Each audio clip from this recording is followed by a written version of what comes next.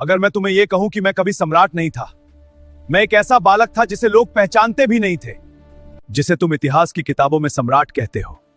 पर मेरी शुरुआत राज सिंहासन से नहीं, संघर्ष से हुई थी। मेरा जन्म किसी स्वर्ण महल में नहीं हुआ। मेरे बारे में कई कथाएं हैं। कोई कहता है मैं मौर्य कुल से था, कोई कहता है साधारण परिवार से। सच क्या है? सच ये है कि मेरे भीतर एक आग थी, और उस आग को पहचानने वाले थे मेरे गुरु चाणक्य। उन्होंने मुझ में एक राजा नहीं, एक राष्ट्र देखा। पर मेरे गुरु को मगध के राजा ने अपमानित किया। वह राजा था धनानंद। उस दिन गुरु ने प्रतिज्ञा ली, नंद वंश का अंत होगा। सालों तक मैं तैयारी करता रहा। मैंने सीखा इंतजार करना। मैंने सीधे हमला नहीं किया।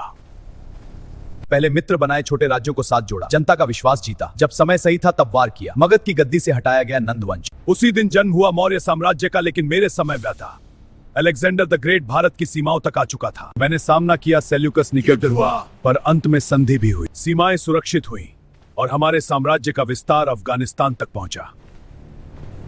कभी कभी जीत तलवार से होती है, कभी बुद्धिमत्ता से। सत्ता, वैभव, विशाल साम्राज्य, सब कुछ था मेरे पास। पर एक समय आया जब मैंने सब छोड़ दिया और बौद्ध धर्म को अपनाकर दक्षिण की ओर चला गया। कहा जाता है कि मैंने श्रवण माने तपस्या करते त्यागी। सम्राट होकर भी अंत में मैंने शांति चुनी। मैं जन्म से महान नहीं था, मुझे महान बनाया मेरे गुरु ने, मेरे संकल्प ने, मेरे धैर्य ने। अगर एक साधारण बालक आर्यवर्त को एक कर सकता है, तो तुम अपने जीवन में क्या कर सकते हो? मेरी कहानी इतिहास नहीं, संकल्प की शक्ति है।